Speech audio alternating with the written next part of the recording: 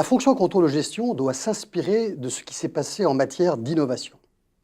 En effet, depuis le début des années 2000, le développement de l'économie collaborative associé à la dynamique d'écosystèmes dans laquelle évolue l'innovation ont donné naissance à ce que le professeur Chesbrough a nommé Open Innovation.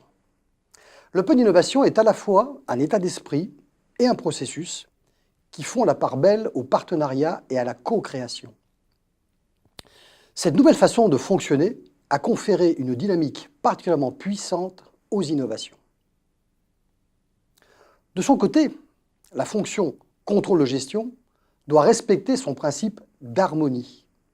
L'harmonie est en effet le 5e des 7 principes de l'éthique du contrôle, au sens où un système de contrôle de gestion doit être en rapport harmonieux avec le coût engagé, que ce soit en matière d'orientation des stratégies ou pour veiller à la sauvegarde du patrimoine. Et bien, de la même façon que l'innovation est passée à l'open innovation, le controlling doit donc passer à l'open controlling. Des générations de contrôleurs de gestion ont épuisé les opérationnels à force de réduction de coûts, parfois destructrices de valeur, entraînant dans leur sillage une image quelque peu négative des métiers du contrôle. Le contrôle traditionnel est souvent castrateur et peut même nuire à la croissance et au développement de l'entreprise. Quoique nécessaire, il peut aussi bloquer le développement de l'emploi et empêcher l'épanouissement des hommes. Il n'est pas question pour moi de renoncer au bon vieux cost killing, comme aiment le dire les anglo-saxons, mais tout simplement de respirer un grand coup, de s'obliger à relever la tête et à regarder autour de soi au moins de temps en temps.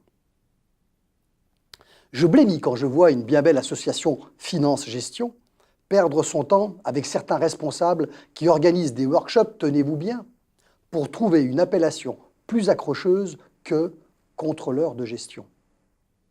Une récente enquête publiée par la DFCG montre que seulement 65% des contrôleurs de gestion sont satisfaits de leur poste actuel et que la cause principale d'insatisfaction concerne le manque de reconnaissance de leur travail. Ce double constat montre malheureusement l'ignorance de certains contrôleurs eux-mêmes des attentes réelles de l'entreprise. Dans un monde de violence, y compris économique, l'entreprise cherche de façon pratiquement inconsciente une évolution profonde du contenu des métiers du contrôle. On doit en fait passer d'un contrôle de compliance à un contrôle habilitant, et ce dont le contrôle de gestion a surtout besoin, c'est de développer une forte capacité de discernement. À la fois pour s'assurer que la réduction des coûts proposés ne s'accompagne pas d'une destruction de valeur, mais aussi pour repérer et désigner, en accord avec la DG, les activités et les métiers de l'entreprise qui doivent être gérés en strict management de la valeur, par opposition à la classique ou stratégique réduction des coûts. Le contrôleur de gestion doit par exemple apprendre à fertiliser un terrain, comme accorder une valeur à des connaissances, à des compétences, à du know-how, ou même comme refuser de calculer le ROI d'une nouvelle démarche de conception innovante. Comme par hasard, en citant ces 2 exemples, je viens de déboucher sur le terrain de la R&D, qui est un parfait exemple d'application de cet open controlling.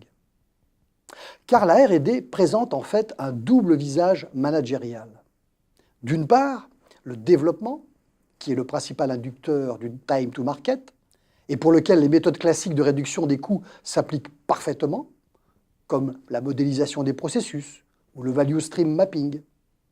Et d'autre part, la recherche, qui est le berceau de l'innovation, et qui doit au contraire disposer d'un maximum de moyens pour déterrer les pépites qui feront les gros profits de l'entreprise. Il est tout à fait possible d'augmenter ces moyens de la recherche sans sortir un centime de plus en termes de décaissement. Pour y parvenir, il convient d'utiliser les subventionnements publics, non pas en se contentant de réduire le coût net de la R&D, mais en compensant l'accroissement du budget de la recherche par une augmentation simultanée des subventionnements publics. C'est ce que je nomme effet de levier de la R&D. Enfin, en ce qui concerne les projets d'innovation eux-mêmes, leur appliquer les critères de rentabilité classiques revient à les condamner à mort. En effet, la caractéristique essentielle d'un projet d'innovation est qu'il se situe dans la très haute sphère des incertitudes. Aussi doit-on lui préférer une approche triangulaire de sa performance.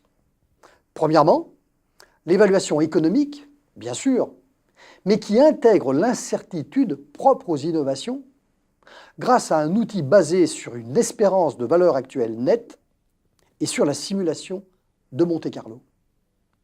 Deuxièmement, la performance stratégique de l'innovation, que l'on peut évaluer à partir d'un questionnaire à choix multiples pratiquement standard.